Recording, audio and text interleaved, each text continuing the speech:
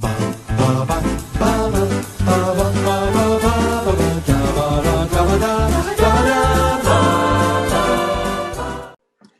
I'm Thomas Carruthers, and today is our first episode. Our dear Wilhelm is going on a brief hiatus, but don't you worry, we've got plenty to look forward to, including a new series that we're doing called 3 Picks, where we invite back some of our favourite guests, and without any debate from myself, they get to pick 3 of their favourite films. And our first person to do such a thing is our dear Katrina Unitt. Katrina, how are you today? I'm good. How are you? I'm great. 2 of these films I've seen, and 2 of these films I not greatly enjoy. I enjoy them. And the other one I haven't. We'll get to the one I haven't when we get there. But for the meantime, our first episode in this 3-pick series is Easy A. Let me just begin by saying that there are 2 sides to every story, and this is my side, the right one. I used to be anonymous, and nothing, a non-entity. Olive, that's your name, right? Yeah, we've had 9 classes together since kindergarten. So here it is, part 1. Do you want to go out with me? Brandon, just a couple hours ago, you told me you were gay. You said I should pretend to be straight. I didn't mean with me. I am tormented every day at school. Just one good imaginary fling. Which brings us to part 2. Was that Olive with Brandon? No, grunt and make it convincing. Oh! Stop! Oh, not this! You ready for the grand finale? Yeah, what? Oh! Yeah! Thank you. I always thought that pretending to lose my virginity would be a little more special. Judy Blume should have prepared me for that. The sort of rom-com, teen comedy modernization of the classic novel The Scarlet Letter. Katrina, tell us a little bit about your relationship with Easy A before we get to our guest who will be joining us today. And how I think that a majority of my personality as a teenager is directly a result of Olive Pendergast in Easy A. I do think I was just like, yeah, she's the one. She's the one. And that's how just like Robbie Williams. She's the one. Brandon told me what you did for him. No, he told me the truth. I was just hoping that maybe you could do the same for me. So whether I liked it or not, I was open for business. 20% off to Bath & Body Works? Is that how much our imaginary trust meant to you? I fake rocked your world. We need to pray for her, but we also need to get her the hell out of here. Amen. On Monday, things took a turn for the scandalous. Screw all these people, Olive. Ironically, we were studying the Scarlet Letter. This girl named Hester Prynne has an affair with the minister, is besmirched, and made to wear a red A for adulterer. Perhaps you should embroider a red A on your wardrobe. I'm not proud of this. I wanna hold them like they do in Texas, please. No judgment, but you kind of look like a stripper. Mom? A high-end stripper for governors or athletes. Becky, did you have a similar experience, or were you more of a woodchuck? Did you base your personality off them? I can't remember when I first watched it, but yeah, it was in my teens, and I just loved it from the first moment I watched it. And yeah, I must admit, although I don't see myself as much of an Olive, I very much like aspire to be like as confident as Olive. Yeah, love her as a character. I really see myself as a Stanley Tucci. I mean, I love that the parents' names, like Dylan Rosemary. I will definitely be taking a lot of parenting advice from this film. That's the thing. I think I mean, the tragedy of life is that all of our aspirations will fail, and that we will just become our own parents. That's how things work. But we can watch Easy A and hope. YouTube comments. This is funny how all high schoolers in this movie look like they're in their mid-30s. I mean, this is a common thing with most teenage movies, but this one I felt was pretty egregious on this watch. Not necessarily with everybody else, but our leads are pretty old looking. Yeah. How old was Emma Stone when Easy A came out? 40. I don't know. I'll figure it out in a minute. Is it weird that I think the best part of this movie is the parents? No, because they are the best part. Why is the Sandman Gwen Stacy's teacher? Are you Spider-Man fans out there? Mm-hmm. Spotted, lonely back, ditching Constance and coming back to high school to stalk more girls. Guess you'll find out. You know you love me. XOXO. Gossip Girl. Because he's in it, isn't he? He's from Gossip Girl. Yeah. Oh, Penn. what's his name? Penn Badgley. That's not a real name. That sounds like a fake name. I haven't seen like Gossip Girl, so I don't really know him from that. I know him from You, which is absolutely incredible, and I freaking love it so much. But like watching You and then watching this, you're like, that is not the same man. Yeah, I remember when You first came out and all the comments were like, oh, it's Dan from Gossip Girl, and I was like, oh my god, it's Woodchuck Todd from Easy A. I don't think I clocked until I rewatched Easy A for this episode that I was like, oh my god, it's him. It's Joe. Yeah, loved Woodchuck Todd. Blue Devil Todd. Let's get straight into the body of the film. I don't necessarily have any strong 10-minute stretches. I have the chlamydia reveal and all of that. I think that's a pretty excellent 10-minute stretch. But I go over to our resident Easy A. Let the record show, I enjoy this film. I enjoy this film very much. I have not been forced into this. And I have my reservations. But again, they're rather small. So, Katrina, as the resident Easy A head, what are your strongest 10-minute stretches here? Definitely when Olive is like, okay, fuck it. You want me to be a whore, I'm going to be a whore, even though she isn't at all at any point in this film. And she just, she goes out, she's sewing on the A onto all her clothes. I mean, I understand that her parents are very liberal and carefree. However, isn't she like 17 in this film? And they're like, yeah, we'll let you wear a bunch of lingerie to school. Well, no, he does give her some advice. Go get him. Yeah, give him hell. Yeah. Yeah, I mean, that's the thing, isn't it? I think in regards to, modern sexual politics, I think the film does an excellent job in deconstructing slut shaming in modern culture and sort of not, and normalizing sexual frivolity, even though she's not sexually frivolous.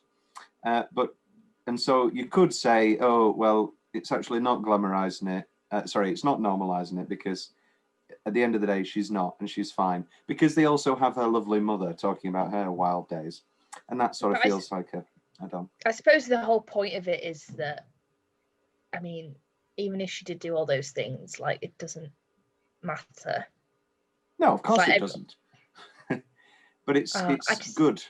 I think I do like that there's no point at which this, like, despite the fact she is literally wearing like a red A and lingerie to school, the school doesn't really say like that uniform's banned, like get out. Yeah, I think that always a good thing. I think the only person who says something is Mr. Griffiths, and he's like, "What are you doing here? What is this? Why are you and it's doing more this?" like, why are you acting like this, rather than like, why are you wearing that?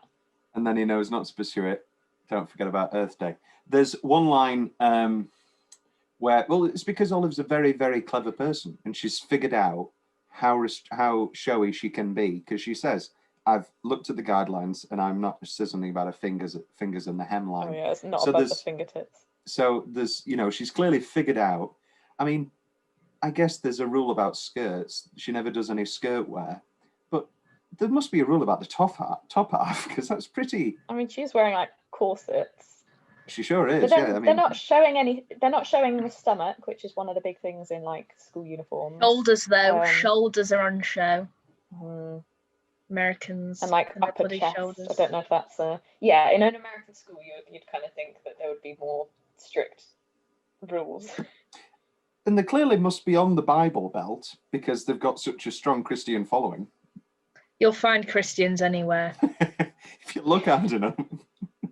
I also love that the film just pulls no punches with Amanda Bynes and her Christian following. It literally is just like a mainstream film, and that it's railing on, you know, mainline headline Catholic Christian attitudes. Yeah, I mean, is pretty good. Yeah, especially for America, where like I think something like 75% of the population identify as Christian. Yeah. Let me see if this movie did well. I know it is a big cult film, and I know that people. I've never spoke to a person who doesn't like it, but I don't know. What's your favorite 10-minute stretch, Becky? I mean, I wrote down two. One of them was kind of what you said, from like the point with the fake sex scene where they're like at the party faking having sex, and the whole like sewing red A and blah blah blah. And also kind of just the end, like from when she does the knock on wood, like sing song bit. Literally wearing Susan Sarandon's. Todd. In that knock on wood, she's literally wearing Susan Sarandon's Rocky Horror costume. Yeah, I was the bit where her and Brandon pretend to have sex at that party. Oh, you're like, ha ha ha, this is so funny, blah, blah, blah. And then she bumps into Todd, and you're like, no. And you think they're going to have a nice night. You think maybe they're going to have a nice night, and then the guy's behind him, and it's like, Todd is honestly like one of the like nicest characters in this entire film, mainly because he knows that she's not actually done any of it because he's. I did look at the budget. It was budgeted at 8 million. Made 75 million, so it did do very well for a small budget film with sexually. I think that's also mainly because they got it down to PG-13, because the original script had 40 F words, and so they're clearly so it was clearly more of a profane script originally, and that was clearly one of the things. In England, it was a 15 because of the use of twat, which in England is a big word, but over there isn't. This whole thing, this is one of my notes. When they're like, what was the line that she says? Something, you like... You abominable... abominable twat or something? Twat. I'm like, twat is not even that bad a word. Twat. But I hate how they pronounce it in America, twat. Sounds like twat. Well, in America, it's a euphemism, isn't it, for a certain private lady area? Is it? I feel like just being a southerner in the UK, like, twat is not even that big a deal. Like, it's not like a swear word. It's like a bad word, but it's not like a swear word in my mind. And it would not get you sent to the principal or headmaster or whatever. I remember, Katrina, do you remember when we watched clips of Jerusalem? And it was on an American, Jerusalem was a British play, and it was on an American theatre talk show, and they bleeped, they bleeped wanker, but kept in like the C word. No, it wasn't the C word, but it was like a big... It might have been the C word. No, it wasn't the C word, but there was like a big swear word that they just kept in, because it's not that big in America. It's very funny. Yeah.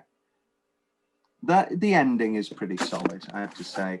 Also, so they've all tuned in for the webcam, and it's great. Ha ha ha! You know, they all do the reactions, and the parents are watching it, and they're very proud. But what was Mr. Griffith tuning? Why was Mr. Griffith watching? She never said. She never said to Mr. When Griffith. When it switched to him, I was a bit like, "Oh, that's weird." But then in my mind, I was like, "Oh well." I feel like he'd know it wasn't going to be what everyone presumed.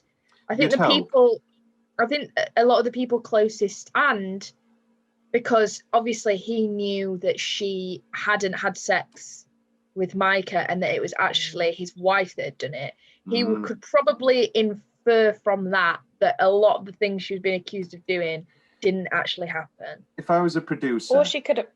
Oh, sorry, go on. He could have heard from someone, like, he might not have tuned in right at the beginning, but he might have, like, tuned in halfway after. Because it seems like it would have been seen what she's doing. It seems like it would have been a long story, so it would have been a long thing. Well, Well, it's our classic Titanic thing of how much is she actually describing all of these things? How much is she really going for an hour and a half? If I was a producer, I'd say add a line where she swings by his office and goes, "You might want to watch that webcam," and he goes, "That'd be weird," and he goes, no, trust me, and you get another joke and it makes sense. But I'm not a producer. Maybe I should. Any other nominations for 10-minute stretch between us? I think the one where she's like, "You know that I was here," and you get the first introduction of the parents and they have their little back and forth, and then you get "Oh, you're a late bloomer, we all were," and it's like, why does that matter? I'm adopted. Oh my god, who told you? I have so many quotes. Any stretch with the parents in. Oh yeah. But also, there's the weird thing of like, they are very liberal and very open, and that's great. But also, maybe a bit too liberal, a bit too open. I guess she can. But because me and my housemate watched it together like last week, and we were discussing, we're like, this thing with how open and liberal and accepting her parents are, she'd just tell them what was going on. Well, she does eventually. But I feel like it's quite realistic how she tells them kind of that something is going on, but she doesn't really want to open up about it.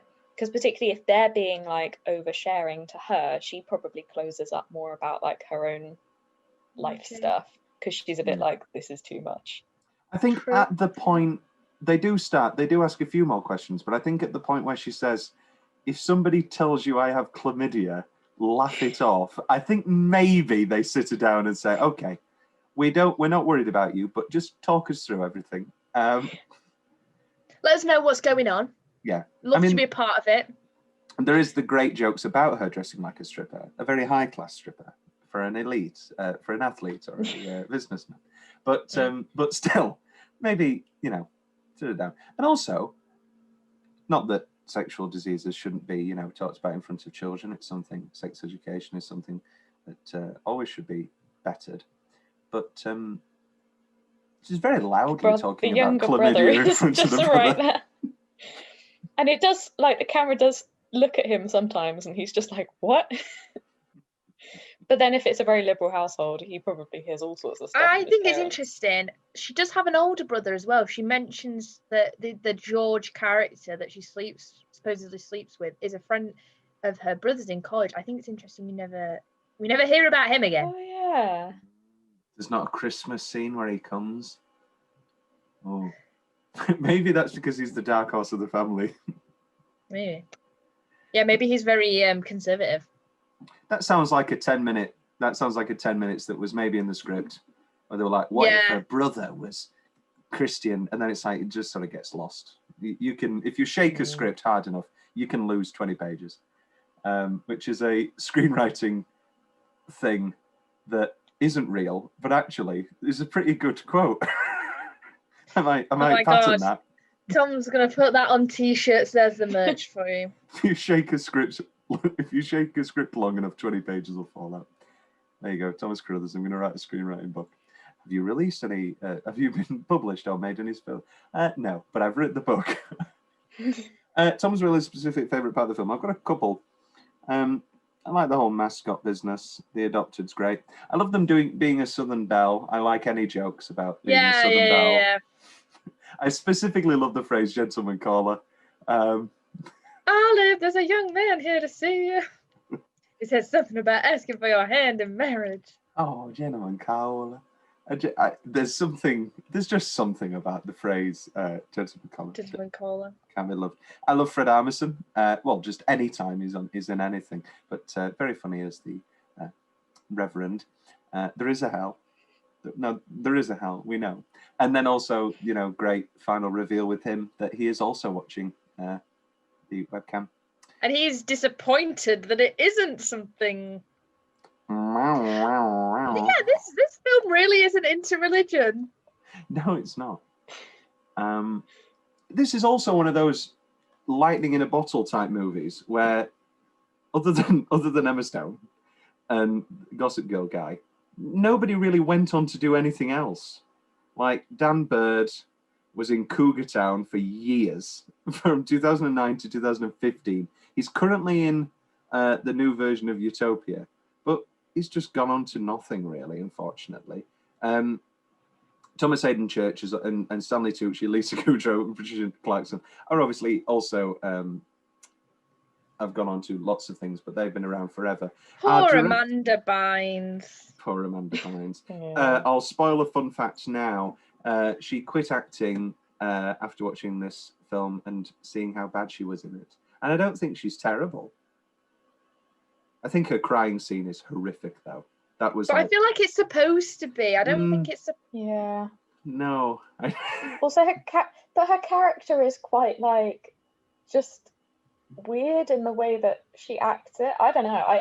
I didn't watch it thinking like this is bad acting. I just think like this is a weird person. Yeah. And then Alison Michaela, she's in Ali and AJ, and they just re-released a song. Was that a Disney Channel show? It was like a Disney Channel like band, you know, the call me on my birthday, and then they changed it instead of my birthday, they now changed it to my fucking birthday, so it's like an X-rated version of the song. And she was in iZombie, which I used to watch. So Will Gluck, our director, directed this, and then he directed Friends with Benefits, which is the one that you like, Becky. Is it No Strings Attached or is it Friends with Benefits? Friends with Benefits. Is that also actually great. Is that actually good or is it just watchable? It's not. It's got a flash mob in it, but I love it in every way. Like it's one of those really feel good films. It's got a flash mob in it. Yeah, it's better than most rom-coms. It's got Patricia Clarkson in it. Yes, she plays the mother. Played Mila Kunis's mother. I'm, let's just say a big fan of certain people. So I may get around to watching it. He directed the pilot of The Michael J. Fox Show, a comedy inspired by the life of Michael J. Fox, which only ran for 22 episodes. Haha, very hilarious. He got early onset Parkinson's. Way! It's like a wacky sitcom. I'm shaking. I'm shaking in my boots. Are you scared? No, it's my Parkinson. He directed the terrible Annie remake. I didn't mind it. I haven't terrible. seen it. Maybe it's because 1982's Annie is like one of my favourite films ever. I watched that movie so much as a kid. I was very upset with. I mean, I was upset anyway. But when Anne Reinking died, because let's not talk about Annie. No one cares about Annie. So let's move on. He also directed Peter Rabbit, and our writer Bert J. Royal really hasn't done anything. It's a shame. This film's funny. Yeah, this one's really good. And then he's done 2 episodes of a show called Gigantic for Nickelodeon. He was the executive producer of a show called Recovery Road. Just cancelled. I thought the writing in this was really good. Like the number of quick little jokes. Just like honestly, when we get to best line, I've got such a long list. Well, it happens sometimes. It happens. You get a director or a writer, and they just make one really good film. Risky Business, one of my all-time favorites. In and Out. Not the movie In and Out, although I do like that movie. But just Risky Business. He writes that. Another one of my favorite lines is we all answer to a higher power. Tom Cruise from Olive. I answer to Tom Cruise for all of my judging of indecency. Go to Tom Cruise for that as well. Tom Cruise, what a guy! Love Tom Cruise. Is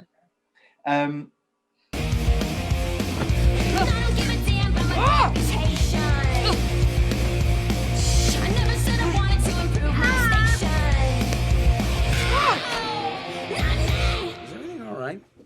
Sounds like you're having sex in here, which I know can't be true due to the fact that you have a homosexual boyfriend. He's not my boyfriend. Hey, no judgment. All God's children. It's fine. I was gay once for a while. No big deal. We all do it. It's okay. Dad, can you just shut the door, please? You all right, buddy? Yeah. him hell.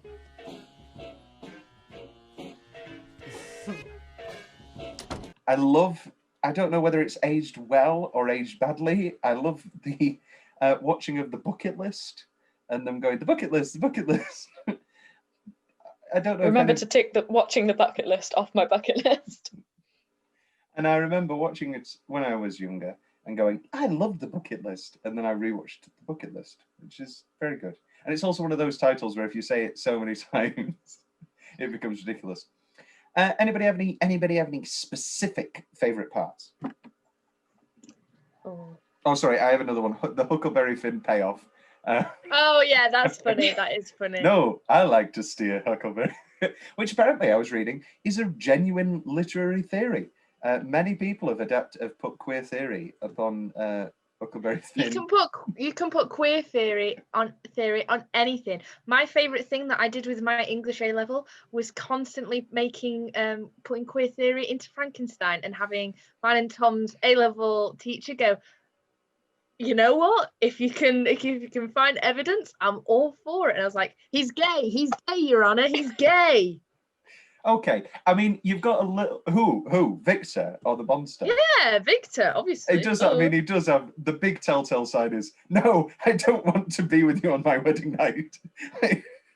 I need to be careful. I need to look out for the monster. I would watch a full movie where Victor made up the monster so he didn't have to have sex with his wife. Just accidentally kept killing people. He's like, oh. I mean, okay, look, we're not going to Frankenstein queer theory. However, he does go into a deep, dark depression when his best friend dies. And he is made better by a retreat to the woods. I don't know if that's a gay thing, but when he's sent to conversion therapy. He's sent to conversion therapy. I had two specific bits going back to Easy A. In Frankenstein or Easy A? In Easy A, first of all, her brother's reaction to I might even lose my virginity to him. Just like, to be honest, the brother's reaction to like everything that happens in this film, he's like, why am I in this room? Why am I here? Like that kid does do some serious mugging. He's got some good facial expressions going on, that is for sure. And then the second specific thing is, I love the credits. Weirdly specific, but like the little like drive down the road and they're kind of like coming past you. I like it. I personally don't. I think it looks really weird and forced. I think it's fine. It's okay. It's definitely fine. Well, I like it. I just think it's a bit different from like the standard like black screen. I think I've got quite a lot of weirdly specific moments just because I'll probably keep remembering. Real one. Any interactions between Olive and Todd, I think he's one of the few characters in the film that really does like they bounce. Like there isn't, I'd say it's Mr. Griffiths can bounce off of her parents can bounce off of her, and then it's him. Even Rhiannon, her supposed best friend, can't bounce off of her. They don't have that back and forth like her and Todd do. It's really nice that they're really equals. That especially the scene in the car when he's like, can I kiss you? And she says, no, not like this. And I'm like, Can I say you were saying that Todd works as a romantic lead because he knows the truth. I thought the whole point of him being the perfect romantic lead was that he has heard all of these rumors and he doesn't care that she's sexually frivolous. That I reckon he wouldn't care, but also the main point of their relationship is that she had already done what she did for Brandon years prior for him when she said that they had kissed. So I think it wouldn't be too hard for him to put two and two together. That it probably isn't, not at least not all of the rumors are true. Especially probably the one about her having chlamydia. I don't think he'd be like, that doesn't sound true. I think that Lisa Kudrow's acting or like just her reaction in the scene where she's like, Olive, I'll fix this. I always think, wow, I can totally understand why Olive does cover for her because she's so desperate in that scene. Also, I think it works Cujo's really well. great. Cujo's great. I love. Who would you believe? Who would you believe? Who would you believe? Who would you believe? She goes for like 5 too many, but it just works comedically. It works dramatically. She's great. I've always loved Lisa Kudrow, and I think when you rewatch those Friends episodes, and I will defend all of them. all of them, but I will defend Friends to the hilt. People who say like Friends is shit, they're just wrong. Literally, I enjoyed Friends. Yeah, literally Season 1, Chandler Bing. Season anything Chandler Bing. Literally pick an episode. No, he's especially attractive. I mean, oh, you're talking about attractive. I the like 90s hair. Yeah. Personally, for me, I think all of them, bar David Schwimmer, because David Schwimmer's never attractive. They're all really attractive in series 1. Yeah, I can go for that. No, can do. No, I can't. No, I can go for that. Unlike Hall and Oates, but literally, you throw a stone, and any of those episodes are just tight, 20 minutes, great comedy. And I think if you look back at them, people always used to pass off. I think, let's have a larger Lisa Kudrow conversation, because I think people used to pass off Phoebe as like, oh, she's the wacky one. Oh, she's so funny. And she is obviously that. But also, Lisa Kudrow is a Harvard graduate of science. Lisa Kudrow is so clever. I don't know if either of you have seen Romy and Michelle's high school reunion. Yes. Oh, great film. What a great film. And she does a whole improvised monologue about the science behind sticky notes because she's a full scientist and she knows that shit. And so she can pull out a whole thing. Love Lisa Kudrow. And have you seen the video of her basically saying that like she kept going for things and then they got cancelled or they didn't do well? And then she got pulled from something, didn't she, just before Friends? And she was like, this is it. This is like the end of my career. But because she got pulled from that, she was able to go for Friends. And like, she does this whole like video speech. I think it was at like a graduation ceremony or something. And it's really inspiring because you can tell that like she's literally like so many other actors really struggling to get that breakthrough. And then she got the breakthrough and everyone was like, wow, she's amazing. And she is, and she's amazing in this. You've got this long list, Katrina, of specific favourite parts. Shoot them. It's like not a favourite. I don't know how to explain it. I think I can't remember what his name is. Is it Ansel or something? The creepy guy who takes her on the date. I mean, she should have known from the name Anson. But the fact that he, like that whole scene where she's like, no, this isn't real, and he tries anyway. Like that's a really good. I think a lot of girls have experienced that, where a man keeps pushing and pushing and pushing and pushing, and I think it's really great to have a film actually show that and not try and downplay it. It's the way he speaks about it as well, where he's like, "Oh, it's fine. Like, no, you like it. Like, you do like it," and kind of pushing it. Calm down. Yeah. Calm down. And it's really like it's disturbing to watch. Another favorite moment, I'm trying to think. I think the Pocket Full of Sunshine is one of the most iconic moments in this entire film. I got a pocket full of sunshine. I got a pocket. And that's so iconic. So many people know this film because of that moment. And it is a good. It's funny. It's funny, but it's also just a really realistic representation of how a song can get in your head. And you just it's the progression from like I gotta, and then she's like singing it in the shower, and then she's belting it out in her room. I like. I think I like when. I'm trying to think. Like. It's all right. The thing is, I do just really love this film. So I think the knock on wood bit is great. I'm a sucker for a romance, so I do think her and Todd, like literally all their scenes, I really like, especially the one where they're like the mascot and he takes his head off and she's like, oh my god, don't they like behead you for that at Disneyland? And he's like, no, that's Disney World. Disney World. You're a sucker for a romance. I'm not saying that my scripts are great. You read one of my scripts, and it had a touch of saccharin. It had a touch of real saccharin to it, and you were like, no, I like really realistic stuff. This isn't really realistic. The whole lawnmower thing. What I didn't like about that script in particular was you directly said that one of the characters was it had a lot of inspiration from me as a person, and then you went, I'm going to pair that character up with the character who's inspired by me. And I was like, that's weird.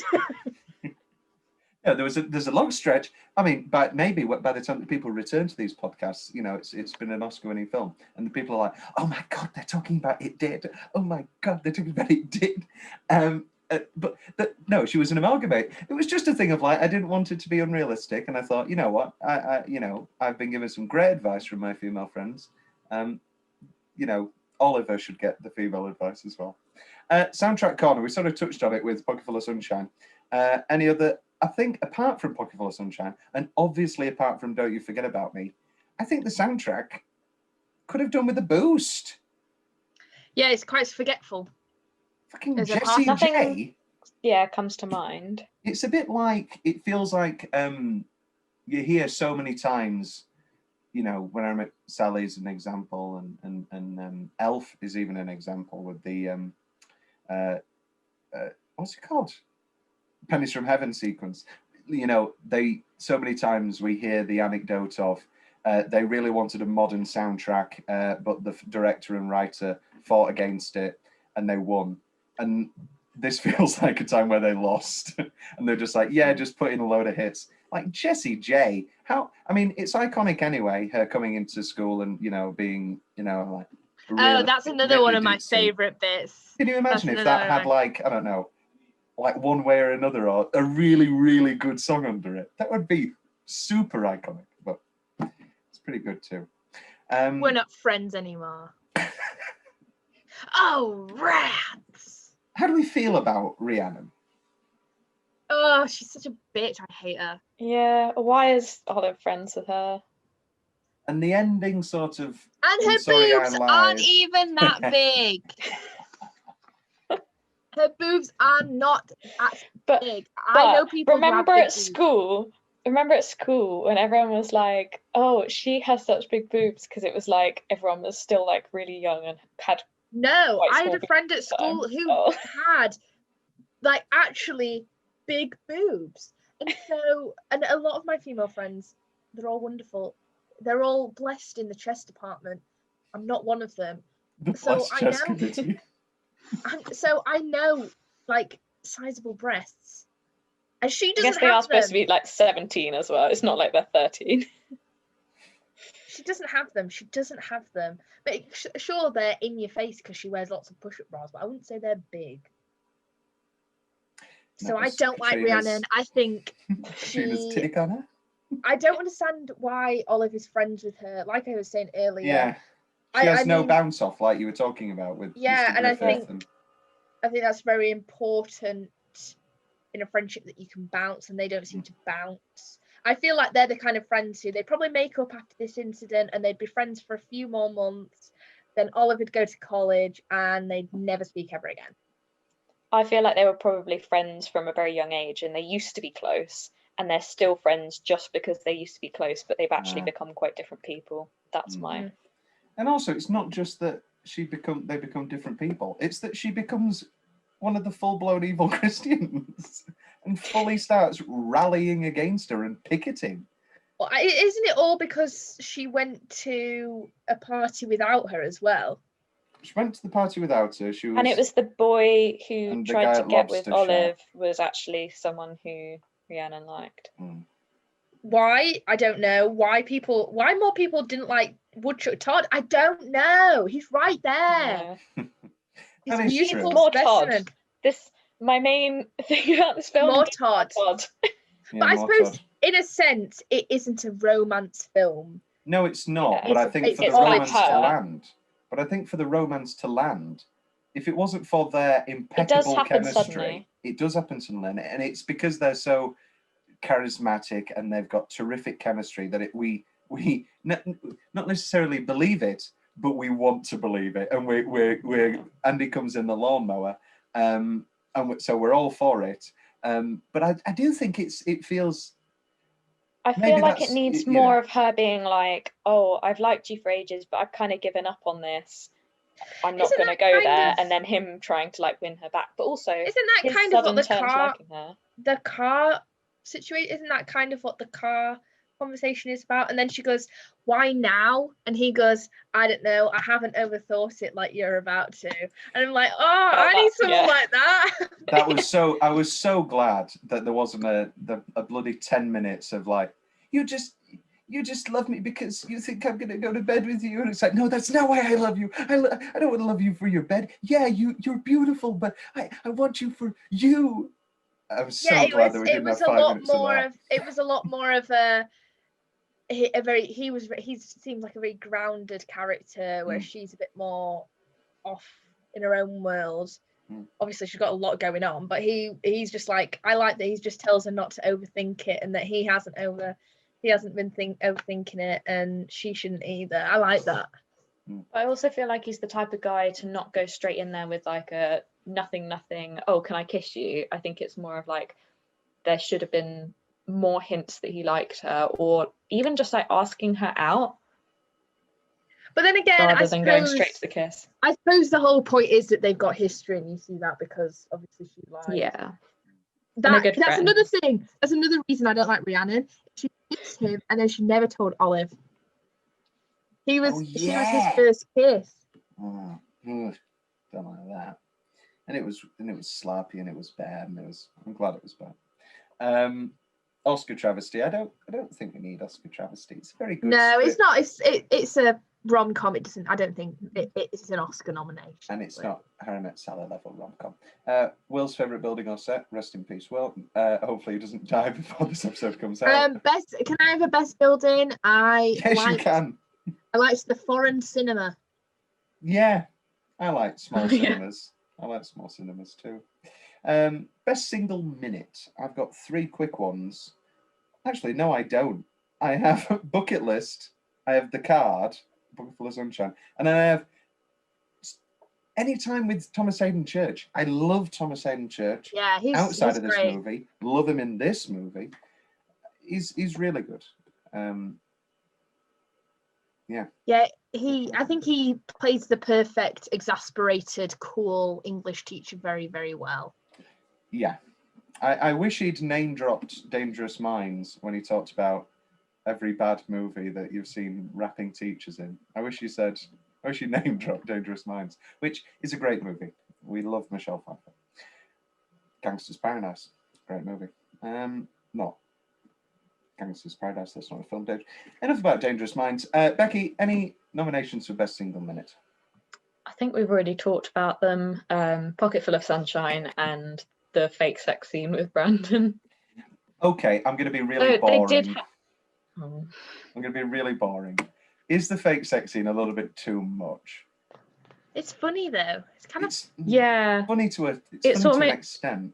It's comedic rather than like realistic. I mean, there's also some cuts where there's continuity errors where like the pictures on the wall have like gone sideways and then they cut back to being center. Also, are we supposed to believe that he just has no idea about fake sex noises? I think even before I had sex or had seen certain videos, I could have guessed that you don't go. It's like sounding like a Monsters Inc. character.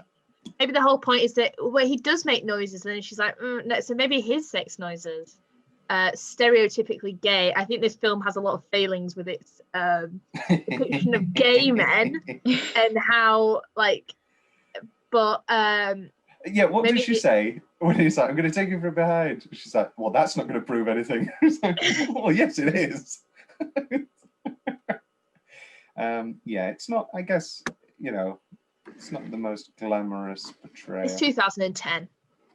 Yeah, this film is very 2010. Like, it works perfectly in 2010. I don't think it would have worked as well now. I do think in the early 2000s. There is a nice moment between them two when he goes to beg her, and he's like, "I can't do this anymore. I really can't live another day." And I'm like, "Oh, okay." I think I'd say yeah as well. That really works in a way that he calls himself a fat guy. I'll call him a fat guy. The fat guy doesn't work, where he's like he does the whole approach, and then he sits on the bleachers and he's like, "Yeah, I'm just a fat piece of shit." That feels prying. That feels it's very very incel, nice guy. Very I expect you owe me. I don't need to. Yeah. I don't need your permission. I can do it because people would believe me. That is very incel culture. I think now, if this film was made now, you'd probably call him an incel, or there would be a link to how he is this involuntary celibate guy, and how, you know, he's owed sex and women are horrible and all this. She does get a nice button on the conversation with, you know, if you'd have asked me out on a date, then maybe I'd have said yes. Gotta go on a date. No, dick shit. Is that a thing people say? But I do think that is very, like, there's a lot of points in this film where I feel like maybe as a guy it would feel quite unrealistic, but like that kind of, I don't need to tell people, I don't need your permission, they'll believe me anyway. Rumors spread so easy. Oh no, I believed that. I mean, I that's obviously the big not issue with the film and its plot is obviously we live in a world where you I'm not saying you, I'm saying no, I know, not me. I'm just saying, you know, that's the big issue with the film in its plot and its narrative and its script, is that we live in a world where you don't need to pay to get a rumor spread. You know, you can just spread it yourself and people will believe you, especially after the Brandon incident. So that's obviously the darker side of it, and it touches on it with him saying, I don't need, what does he say? He says I don't need to. I could have just, I can just do it. Something like, I don't need your permission, or something like that. So it touches on it a little bit, but it's obviously it's not a plot hole. It's just the darker realism. I like as well that she doesn't ever actually gain anything from doing this. She gets crappy gift cards and like Bed Bath and Beyond coupons. I think she just enjoys like the attention from going from that person who doesn't really get noticed for anything to being the person who's people turn their heads to look at her when she walks through the corridors. Yeah, I think that is. I think that's bad attention. I think that's a conversation her and Brandon have as well. I think there's something in that, but I mean, she literally at the beginning says like, no one ever knew me before this. We move on to best line. Oh boy. Katrina, why don't you kick us off? This is, after all, one of your picks. That's the one thing that trumps capitalism. Oh no, religion, capitalism. The one thing that trumps religion is capitalism. Then there's just like any, the rumors are true. I am in fact considering becoming an existentialist, because that's just, and then like the rats, and then she's like, we're not friends anymore, blah, blah, blah. Oh, burn, like that kind of thing. Like that, I think Emma Stone's like delivery of that line is really funny. She is great in this film. We've not I don't think we've actually talked yet about she's wonderful. We've talked how great the script is. We've talked about how great lots of the it wouldn't work without her. It wouldn't work without her. Just wouldn't work. I've got it. Let's do it now. Tom's big question is this. She wins her Oscar for La La Land, obviously. Is this Emma Stone's best performance in regards to the? I think I've come down and said yes, whereas I think one of her worst attributes in other movies is comedy. Like a lot of the comedy beats in La La Land for me just don't land, whereas in this, she's so funny. And it's not that the script's funny. I mean, obviously the script's funnier than La La Land, but she's just so funny in this, so effortless. Whereas in other films, including Ghosts of Girlfriends Past, which is a movie I enjoy quite a bit. I liked her in Crazy Stupid Love. Yes, yeah. I've yet. I was about to say this. Pretty much. I bought the Blu-ray. You haven't seen. It's upcoming. You haven't seen Crazy Stupid Love. It's an upcoming episode, Katrina. So I've bought the Blu-ray. I've invested. I've bought two. You haven't seen Crazy Stupid Love. I've bought two Becky investments. I've bought Definitely Maybe and Crazy Stupid Love. Oh, I love Definitely Maybe. It's so good, isn't it? These are future episodes. They will be done. I feel like I saw Emma Stone first in Easy A, and then pretty much every film I've seen her as like a main character in. I haven't seen all of her films, but like I'm going through her Crazy Stupid Love, La La Land. I have loved every single film that she's in. I do think Easy A is probably her standout like actress moment. La La Land's like the best film. I loved her in Crazy Stupid Love. I loved her in Zombieland. She was quite good in The Help. Yes, Zombieland's great. Yeah, The Help, the politics of all that aside, The Help is still Totally a pretty solid film. There's no way around it. There are ways around it. There are multiple very well written pieces about it. But she's in Friends with Benefits as well. She plays the girlfriend in the beginning. Yes, yeah, because I watched that the other day and I was like, oh, hello, Emma Stone. I haven't seen Gangster Squad, which I don't even think is a comedy, but I haven't seen it. No, it's not a comedy. No, it's a very serious drama that sort of fell by the wayside. Loved her in The Croods. She played Eep in The Croods. Loved her in that. Eep.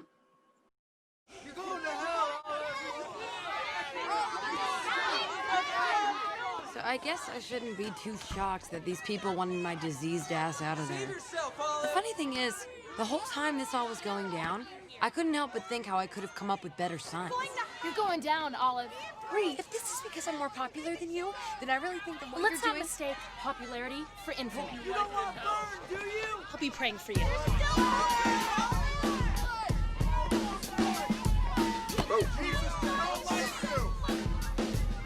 You okay? I'm awesome. Screw all these people, Olive. Haven't you heard? I already did.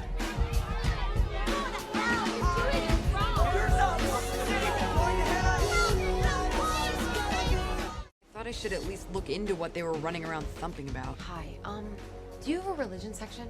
It's right over there. Can I help you with something? The Bible. I didn't have time to read the whole thing, because it's like 600 pages, single-spaced. So I went to find an expert. But really, I just kind of wanted someone to talk to. Forgive me, Father, for I have sinned.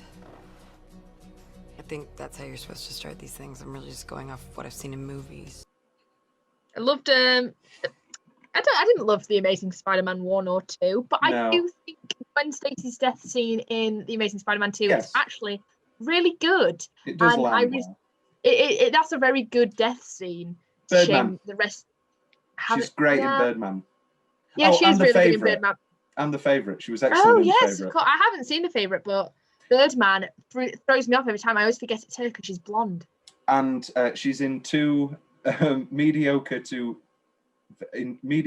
good Woody Allen movies, Magic in the Moonlight, which is mediocre, and Irrational Man, which is actually quite underrated in the Woody Allen canon. I know that you both agree. And haven't seen Battle of the Sexes. Don't. That's weird. So boring. I was so ready for my plane. I was like, ooh, a tennis film? And it was so boring. The favourite of the three leads, she's probably not the worst, but she's the least memorable. Maniac, I dropped out halfway through. I thought it was getting too wacky.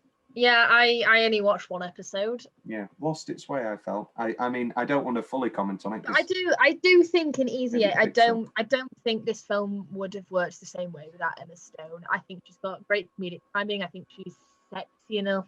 Pull it off, but not so sexy where it's like you still feel a bit like, oh, she doesn't quite pull it off because she's still awkward and she's still like geek, and you can tell it's an act. You can tell it's not really her. She gets her one full I'm a goddess moment, which is obviously Knock on Wood. Where no, I think she gets two. I think it's the Knock on Wood, and then the first entry where she's like, really, and then she sees Rihanna and she's like, no, I didn't really want to. Great lip action with the glasses and the spoon. So I'd say those two are the two sex moments to the film. But then the rest of it, she doesn't ever look comfortable in what she's wearing, which I think works really well for the character, regardless of whether she's an actress felt comfortable. She acts. I enjoy how she falls over on her heels a couple of times as well, kind of show that she's not used to being, all dolled up. And she so clearly gets tired with this. She's, it's a great idea, but then immediately she's like, oh yeah, I'm going to give them the whore that they want. And then it's like, no, actually, I don't want to be, not harassed. Well, harassed by certain people, but I don't, just give me a rest. I do think that,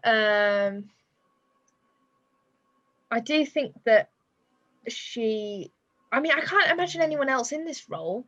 I was going to say, can we do a thought exercise? But then I was thinking, what would be the point? I genuinely think we'd really struggle. I mean, it's always that, you've described it really well, because we did, I've recorded upcoming episode, not released yet, about, Percy being a wallflower, and that whole thing of like, that balance of not too sexy, but sexy. And I mean, it's a weird, it's a weird conversation to get into, but especially when it's about teenagers. Oh my God. Somebody knocking on my window. Even I can hear that. That's weird. God, that was frightening. Jesus Christ. For all you listeners at home. Oh, no, it's somebody downstairs. Oh my God. That's you know what that is? That's PTSD from watching Salem's Lot as a kid, where the vampire's at the window and he's like, "Let me in," and I'm like, "Oh God, no!" Anytime there's any noise at a window, I'm thinking of Danny Glick. Let me in, let me in. Oh my God, there it goes again. I had this awful nightmare when I was a child.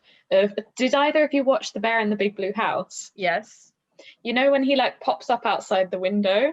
I used to have nightmares of like him doing that outside my window, but like staring in at me. God, and honestly, I could not look out the window at night for like my whole childhood. My weirdest nightmare ever was Timon and Pumbaa were zombies and they were trying to eat me. I don't know where that came from. I had a nightmare of zombies where I was in the play area and I was getting chased by zombies, but then all the parents were just normal in the play area, like sat bored having a coffee, and I'd run to my dad and I'd have like 30 seconds before the zombies would get to me again, and I'd be like, Dad, there's zombies. And they were like, yeah, all right, you've got 5 more minutes, and then I'd run back into the play area. Becky, best line. Give us your best lines. Okay. Right. George is not a sexy name. Oh, when the dad says to the son, "Where are you from originally?" And then it cuts. Oh yeah, that's really completely. Funny. Haven't you heard? I'm the new school slut.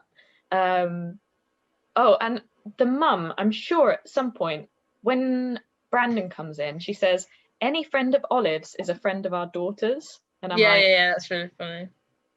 I think one good. Oh, the spookiest episode. Will always talked about doing a horror episode where like halfway through we both end up dying or something. It's actually happening live. I'd be very happy to produce that episode. I do a few things on audio dramas. Because even that just scared me right then, the move of the camera. Move of the camera. Oh yeah, I mean, like if this is a horror thing, someone else, I was like, oh God. That corner is the scariest thing in the fucking world. For any audio listeners, for any of the audio listeners, go to YouTube. Give us 2 views. It's a very dark corner. Another good line from her mum is where they're like, "I once dated a gay man for many years, for many, many, many years," and they're always like, "Oh my God, tell me you didn't marry him and have children with him." But then also, I wrote this one down. I think I dated a homosexual once, and then I was gay once. For a while. It's okay. We all do it. It's so bad. And it would not go down well these days, but it was just like good timing. Yeah, this film was just on that cusp of just starting to get PC. And then I don't think this film would have worked even like 2 years later. Exactly. And don't you think it's so depressing? I mean, there is stuff in this that really, well, not aged badly, but like, it's just so depressing that everything is put into check, and that's great when you're looking at movies from the 80s or whatever, and like Wedding Crashers, which is a movie that me and Will. 16 Candles. Oh God, that film makes me uncomfortable. It's not just that he's called Long Duck Dong; it's that every time he comes on the screen, every time. It would be funny if he was the romantic lead, and then he came in the final scene. He was like, "Long," and then "Dong." Hello. Speaking of, do you like the rest? I've got more. Sorry. Okay, take more line. Sorry, just one good imaginary bonk. Jesus tells us to love everyone, even the whores and the homosexuals, but it's just so hard. So hard because they just keep doing it over and over again. That one was very good. What happened to chivalry? Does it only exist in 80s movies? And then she talks about, well, there's the Ferris Bueller scene, and she's like, preferably one with a really awesome musical number for no apparent reason. But no, John Hughes does not direct my life. Can I help you with something? The Bible. Oh, that's in bestsellers right next to Twilight. And then finally, if there's one thing worse than chlamydia, it's Florida. That's all I had. There were a lot though. Which moves us on to what's the change? I've got a few boring ones. I'm really boring. I hate the framing. No, I don't hate the framing. The framing's fine. I really hate her bloody her bloody paper. The inexplicable reasons that I am so incongruous and the way in which but she literally says that it's really pretentious. Like that doesn't excuse it, Katrina. That makes it more pretentious.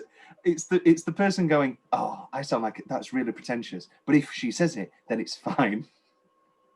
I swear that was the audition she did, though. A lot of those speaking parts that was originally ripped from her audition, yeah.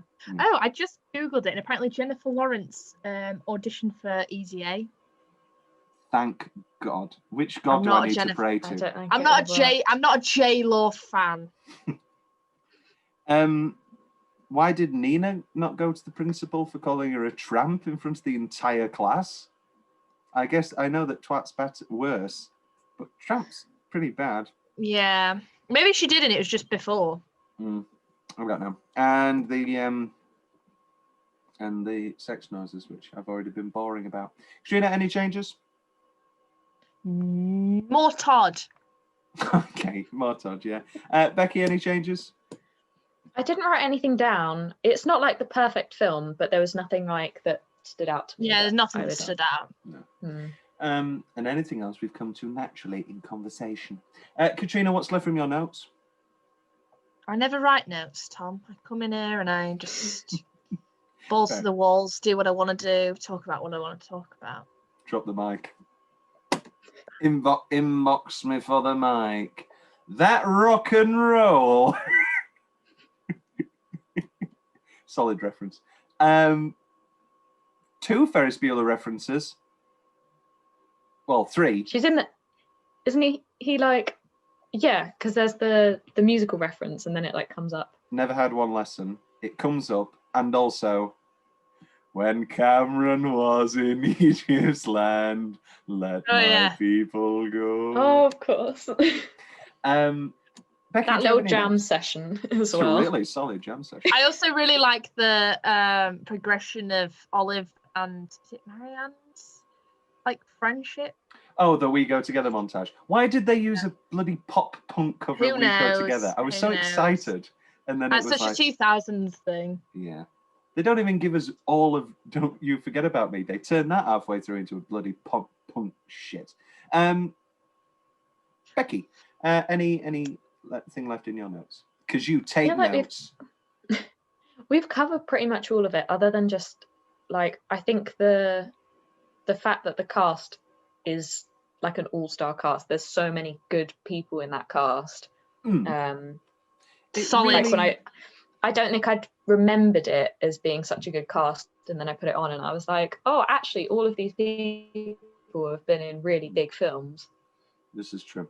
And then the other thing I just wrote is I love the name Olive. Yeah. Like I know it's a really random thing, but like all the other names are like Marianne and like Rhiannon. Todd's maybe it's sort of normal American name, but Olive's quite unique, and I just really like it. I think so I just googled what her brother's name was. So her mum's name is Rosemary, her dad's name is Bill, her name is Olive. Her younger brother's name is Chip, and her older brother's name is Kale. Don't like that. So it's all. I don't like kale. No, but it's all food related. And older brother at college, lasagna. It's time for a few fun facts, ladies and gentlemen. All the webcam and narration scenes were shot in one day. Emma Stone had a 14-hour day of simply staring at a camera, doing every single webcam and narration scene for the entire movie. Every so often, she would have to walk around outside to stretch her muscles from sitting so long. According to a 2018 interview, Amanda Bynes decided to quit acting after watching herself in the movie. That's rough. Despite the realistic portrayal of high school, they've put realistic in abbreviations, writer Bert V. Royal was homeschooled and never actually attended a high school.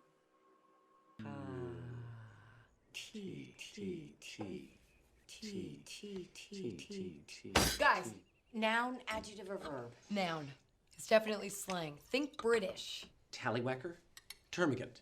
Yob, frast, nunt. You're just saying sounds. They're sounds. Spell it with your P's. Oh, yeah, spell it with your P's. Do it. I will take that challenge. I like that. All right. So does this have anything to do with the rumor that you mentioned the other night? Do you need to talk to us about something, sweetie? What's that? Twit. That's an A, honey. And it's a word that'll get you sent to the principal's office. It's a bad word. Sit down. I guess we're lucky that this is not a common occurrence. What would my punishment have been otherwise? Bed without supper, I guess. But I'm already finished. No dating. Yeah, no dating. No dating for you, young lady. Oh, I think my complete lack of allure already kind of shot that horse in the face. I wouldn't know how to be grounded any more than you know how to ground. That's right. Love you. Come here. And I bet that girl was acting like exactly what you called her. How do we feel about this? Logan Lerman auditioned, bloody hell. Logan Lerman auditioned for the role that went to Dan Bird. Brandon, how do we feel about? I don't think Logan Lerman has the comedic chops. I like Dan Bird in this. No, I love them. I love him, and I think he's a beautiful, beautiful man. And I could talk about Logan Lerman for hours, especially how he looks now. He's got like graying hair. Anyway, he looks very beautiful, and this isn't a Logan Lerman podcast. But if you ever just want to talk about him for an hour, happy to. But I think I think Brandon was learning about Lerman. In the original script, Woodchuck Todd was Meerkat Todd, and Olive sang a version of the sexiest song ever written, the James Bond theme "Nobody Does It Better" instead of "Knock on Wood," which is an infinitely better song, and I'm very sad that that wasn't the ultimate decision. Go on, be boring. Say, can I just say something that always makes me laugh? Yes, go on. No. The bit where Woodchuck Todd comes out and it's like, oh, originally it was the Blue Devils, and now because of the Christians, they campaigned now it's Woodchuck Todd. There's a bit where he's like gnawing on wood, and he goes, rah, rah, rah, rah. It's the same sound 3 times. They just took the original sound, just placed it in there 3 times. You can tell. It always makes me laugh every time. And what else is I gonna say? Yeah, it just makes me laugh every time. Tagline rundown. These are pretty terrible, I have to say. The comedy, a comedy about a good girl, a small favor, and a big rumor. I guess that's the best one. The rumor-filled, totally false account of how I ruined my flawless reputation is fine. Let's not and say we did. Those are just pretty bland taglines, I have to say. Especially for a film as funny as this one. Yeah. Tom's big question. We talked about Best Emma. I'm not judging you. Maybe you should. Maybe you should judge her. Maybe you should judge Lisa Kudrow. I'm not going to judge you. Maybe you should. And I don't know. I should have done my research. I don't want to spread misinformation. Did Lisa Kudrow had to have sex with somebody else, or can you get chlamydia just from yourself? No, she will have also had to be sexually. I was going to say. Other people. So who's Lisa Kudrow getting chlamydia from? Because it's not Thomas Hayden Church. Random. She must have been having. I mean, she had sex. She had sex with that guy. It's not like it's a stretch of the imagination to say that Well, she's probably been having sex with randomers. No, but this is Unless the it's thing. him, Oh, sorry. like if he's No, so I easily. think on the phone he's like, and I don't care that you gave me comedy Yeah. very much. She gave Oh yeah, of course. Mm. Yeah. I'm in love with you. I don't care. I mean, that's a great reveal. I remember like the first time watching it, and I was like, "Oh, that was good. I like this. Good movie." Yeah. So, Cujo's getting it from somewhere. Apparently, she did Cujo. get nominated a Golden Globe for. That's good. It feels like a sort of Golden Globe worthy nomination. And that's it, really. I don't have any final thoughts. Becky, do you have any final thoughts on Easy A? Other than that, it's just a very enjoyable watch every single time. Mm. Yeah. Katrina, this was the first of your 3 picks. You've got 2. You've got Stardust next, which is just an all-timer, and Howl's Moving Castle, Studio Ghibli, our first our first animated film. Should be Beauty and the Beast, and then it should be Monsters Inc. I'm not and then it sure. should be South Park. I'm not sure what you'll be thinking of it, Tom. I'm not sure if you'll like it. I think I can already guess some of your criticisms of the film. Stardust has no criticisms except for Ricky Gervais. That's my only criticism of Stardust. I'm very well. That's how we're going to open Howl's Moving Castle. Before I say a word, you're going. I want you to. I do want you to make notes, and I want the notes to be very specifically what you think I won't like. Just that. No, you have to open up and say whether you did or didn't like it, and then I can say. Okay. Well, get excited, people, because that's coming soon. But before we get ahead of ourselves, Katrina, any final thoughts on Easy A, your first pick? I dare say a modern rom-com, a modern teen comedy classic, I think, in modern parlance. I think it's definitely solidified itself in that Hall of Fame, that particular type of film. I think it's also one of the last 2000s teen comedies. Literally. They don't make them quite like that anymore. No, they don't. It's very true. It's been a pleasure. I love this little threesome we have going. Don't call it that. No, don't be like that. Don't be like that. I love this little three-way we've got going. I never said three-way. I said threesome, and I know that that's not any better. I love this menage a trois we've got going on. I actually do love the phrase menage a trois. I love anytime when they say, we're looking for a third. I like that phrase. Anyway, it's been a pleasure. I'm going to go now be killed by the ghost at my window. Is Tom frozen for you? Yeah. Are you? Okay, thank God for that. I'm going to be. Oh, he's back. I'm back. You I'll probably. For both of us. Yeah, I think. Oh, and he's gone again. No, I'm back. I'm here. I'm here. I'm probably going to cut it.